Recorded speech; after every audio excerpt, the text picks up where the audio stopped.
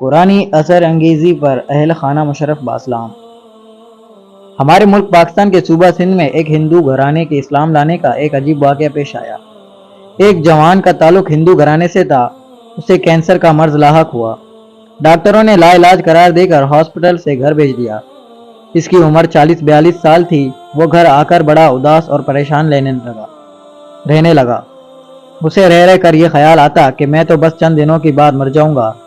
ایک دن اس کی بیوی اس کے پاس بیٹھی تھی۔ وہ اس کے ساتھ محبت بھری باتیں کر رہا تھا۔ اس دوران وہ کہنے لگا، اب تو میں اور آپ جدا ہو جائیں گے، کیونکہ اب میری صحت کے بحال ہونے کا کوئی چانس باقی نہیں ہے۔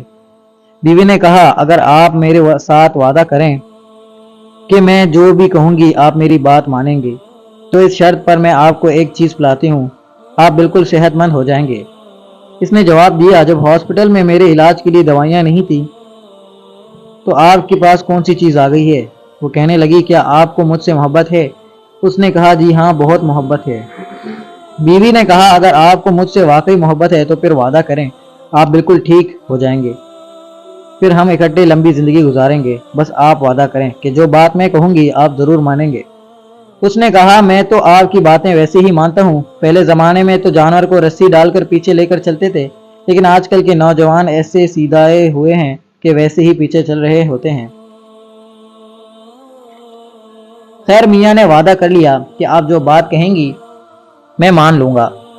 اس کے بعد اس کی بیوی اس کے پاس کرسی ڈال کر بیٹھ گئی۔ جب وہ فارغ ہوئی تو اس نے میاں کو اس میں کچھ پانی پلا دیا۔ پھر جب اس کو پیاس محسوس ہوتی وہ اس جگ میں سے اسے پانی پلا دیتی۔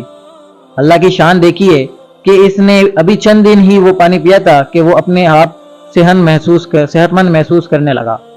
اس نے جا کر لیبارٹری ٹیسٹ کروایا تو پتا چلا کہ اس کے اندر کا بلڈ کینسر ختم ہو چکا ہے۔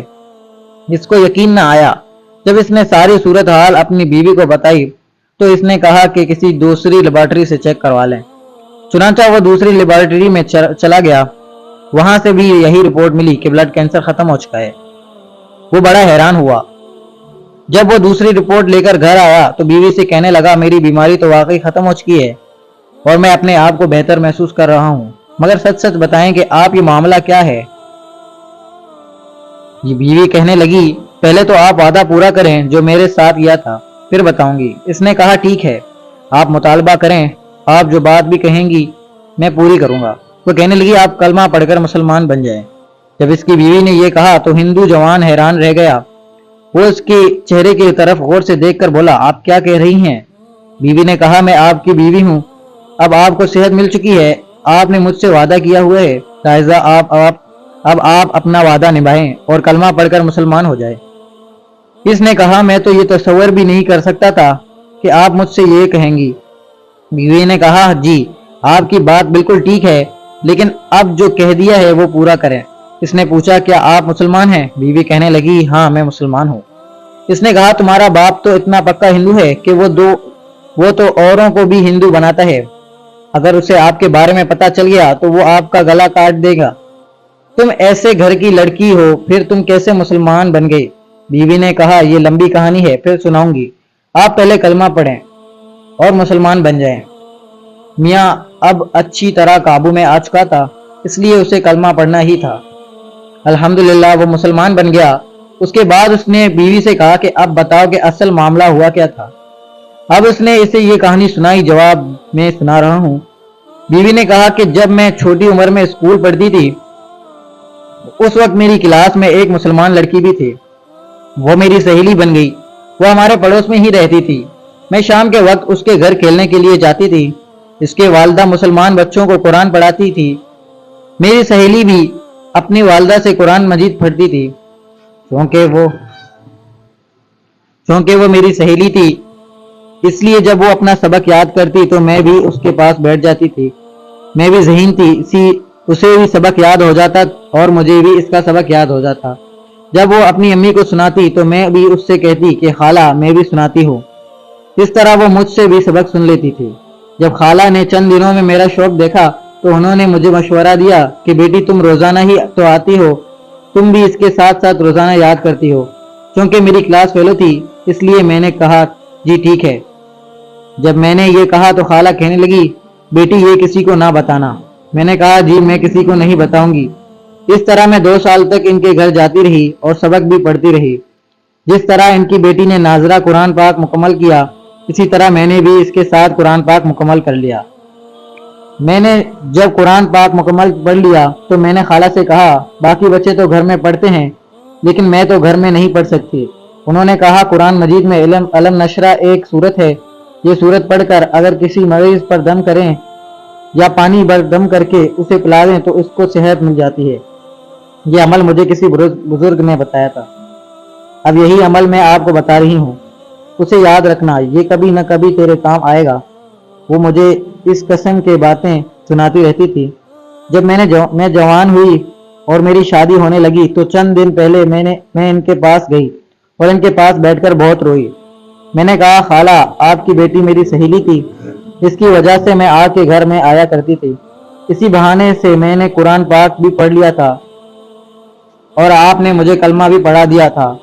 اندر سے تو میں مسلمان ہو چکی ہوں لیکن اب جہاں میری شادی ہو رہی ہے وہاں تو میں نہ اپنی ایمان کا اظہار کر سکتی ہوں اور نہ ہی میرے پاس قرآن مجید ہوگا، وہاں میرا کیا بنے گا؟ خالہ نے کہا بیٹی تم پریشان نہ ہو، میں کسی نہ کسی طرح تمہارے ساتھ جہیز میں قرآن مجید بھیج دوں گی۔ میں نے کہا یہ تو بہت ہی عجیب بات ہے۔ چنانچہ خالہ نے میری والدہ کو پیغام بھجوایا کہ آپ کی بیٹی میری بیٹی کی سہیلی ہے، میری بیٹی اسے ہدیے کے طور پر جہیز کے کچھ کپڑے دینا چاہتی ہے، اگر اجازت ہو تو میں بھی کپڑے بنوا دوں۔ میرے والدین کی وہم و گمان میں بھی یہ بات نہیں تھی۔ انہوں نے سوچا کہ یہ دونوں پرائمری سے لے کر کالج تک کلاس فیلوز ہیں اور آپس میں محبت بھی رکھتے ہیں، اس لیے انہوں نے اجازت دے دی کہ ٹھیک ہے آپ بھی کچھ جوڑے بنوا دیں۔ چنانچہ انہوں نے جواب بھیجا کہ ہم اس کو جہیز میں 7 جوڑے بنوا کر دیں گے۔ اس خالہ نے میرے لیے بہت ہی قیمتی جوڑے بنوائے۔ انہوں نے ان کپڑوں کو بہت ہی خوبصورت طریقے سے گفٹ پیک کروایا اور ان کے درمیان قرآن مجید بھی گفٹ پیک کر کے ہمارے گھر پہنچا دیا، اور ساتھ یہ بھی کہ ہم نے اس کے کپڑے گفٹ پیک کیے ہیں، آپ اسے یہاں اپنے گھر نہ کھولنا بلکہ آپ کی بیٹی اپنے نئے گھر میں جا کر کھولے گی تاکہ اس کا شوہر بھی دیکھ کر خوش ہو۔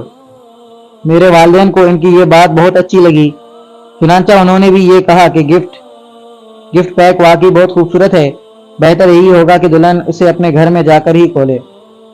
میں جب آپ کے گھر میں آئی تو میں نے سب سے پہلے کام یہ کیا کہ جس کمرے میں میری رہائش تھی میں نے قرآن پاک نکال کر اس میں کہیں چھپا دیا۔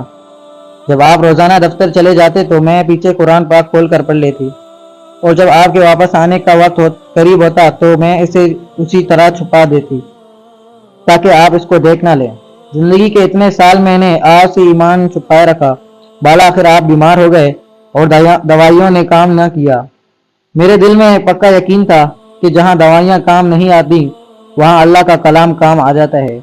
اللہ تعالیٰ بھی اسی کلام میں فرماتے ہیں شفاء لما فی الصدور، یہ قرآن مجید سینے کی بیماریوں کے لیے شفا ہے۔ وہ کہنے لگی کہ جب آپ اپنی زندگی سے نا امید ہو گئے اور آپ نے مجھے کہا کہ اب میں مرنے کے قریب ہوں تو پھر میں نے آپ سے کہا کہ وعدہ کریں کہ جو میں کہوں گی آپ اسے پورا کریں گے، تو میں آپ کو کچھ پلاتی ہوں۔ آپ نے میری بات مان لی اور میں نے وہی صورت آپ کو پانی پر دم کر کے دی اور اللہ تعالیٰ نے آپ کو شفا عطا فرمائی۔ میں نے بھی کلمہ پڑھا ہوا تھا اور اب آپ بھی مسلمان بن چکے ہیں۔ اللہ تعالیٰ نے اب آپ کو نئی زندگی دی ہے، اب آپ اس زندگی کو اللہ کے دین کے خدمت میں صرف فرما دیجیے۔ اللہ اکبر۔